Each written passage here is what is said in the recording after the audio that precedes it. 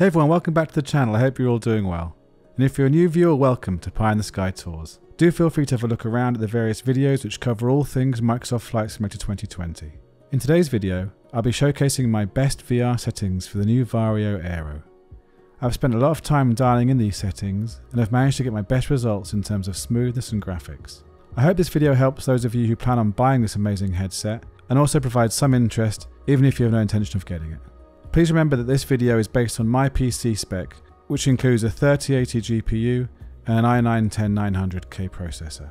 This video is intended to be used as a guide, and I hope it helps you get your VR set up with a good balance of performance and graphics. I've also included some performance demos in this video, so you can actually see how the sim is running using the headset.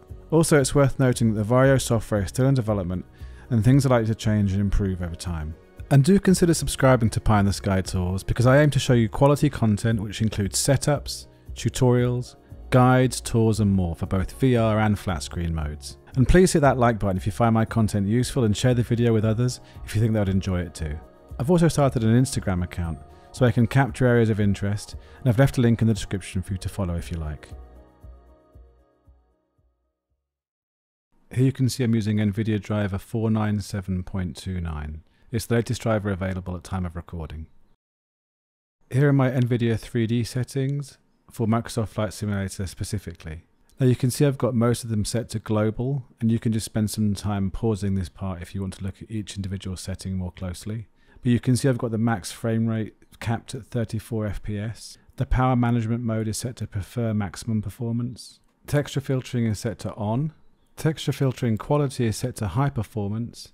Texture filtering trilinear optimization is on, threaded optimization is off, vertical sync is on, and virtual reality pre-rendered frames is set to 2.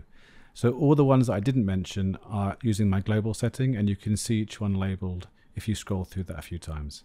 I have game mode switched off, and in my graphic settings I have the hardware accelerated GPU scheduling turned off and the variable refresh rate turned off. And here you can see the Varjo Base software. Remember, this is in development, so things could change, but for my best settings so far, you can see I've got the resolution quality set at high, which is default, and that's at 2880 by 2720 pixels per eye.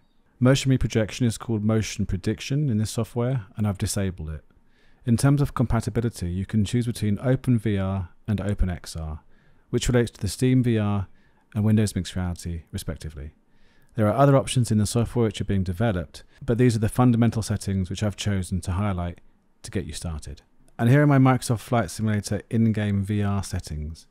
We've got the render scaling set to 100, anti-aliasing set to TAA, terrain level of detail 200, off-screen terrain pre-caching ultra, terrain vector data high, buildings high, trees high, grass and bushes medium, objects level of detail are set to 145, volumetric clouds ultra, texture resolution high, anisotropic filtering 8 times, texture supersampling 8x8, texture synthesis high, water waves high, shadow maps 1536, terrain shadows 1024, contact shadows high, windshield effects high, ambient occlusion medium, cube map reflections 256, ray march reflections high, light shafts medium, blooms off, and glass cockpit refresh rate is set to high.